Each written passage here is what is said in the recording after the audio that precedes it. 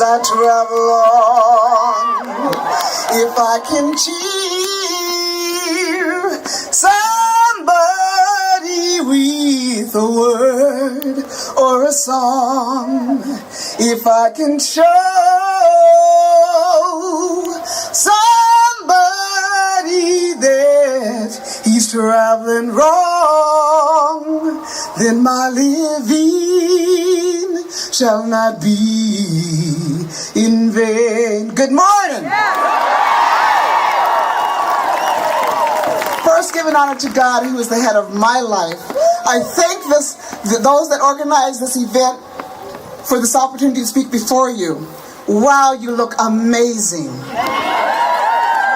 I'm looking out among you, and my breath is just taken away because I'm seeing not only women that are coming out for a common good, but men supporting these women. So we are here to let our voices be heard and let our presence be felt. Generally, I always start when I speak with that song because that has been my theme song, because that is God's mission and purpose in my life. As I reviewed the website, there's a term there's a phrase that stuck out to me. We are confronted with questions of how to move forward in the face of national and international concern and fear.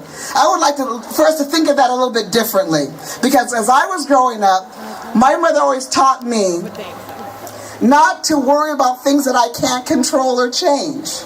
It's a waste of time. And from the Bible, I've learned that God doesn't want us to walk and live in fear.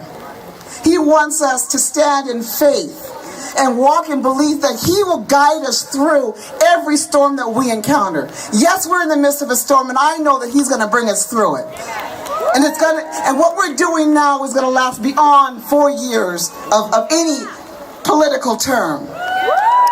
I have 2 daughters in college, and when they'll call me and they're stressed out about taking exams, and I always remind them, concentrate on what you know and don't focus on what you don't know, because when you do that, you forget about what you do know and you mess up. So let us concentrate on what we know in moving forward.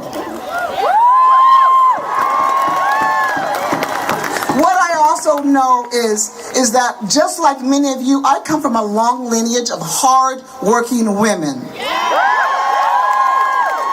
I had the privilege of knowing my great-great-grandmother Ruth, who lived in South Carolina, and I remember being in her house one day and looking up at her wall, and she had this certificate, because she was a midwife, and the renewal certificate was dated 1918.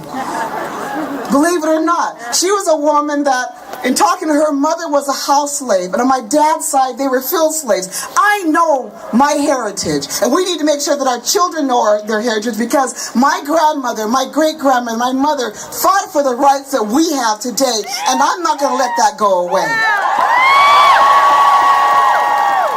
And so my children also had the pleasure of meeting their great-grandmother. So they also were learning that. And I know that my grandmother was a single mother of 6 kids. Her husband was killed when the kids were young. This is in the Deep South. She had to figure out how to take care of those kids without social assistance and without anything else. My mother had to pick 300 pounds of cotton a day in order to help provide for her family when she was in high school.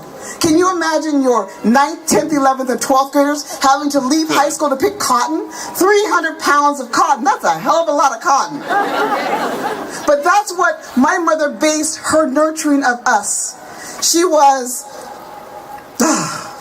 She taught us that we had to respect each other, that we had to love a family, and we don't let society teach our children. So we as women and as men have got to stand up and be present and let our presence be known. Thank you.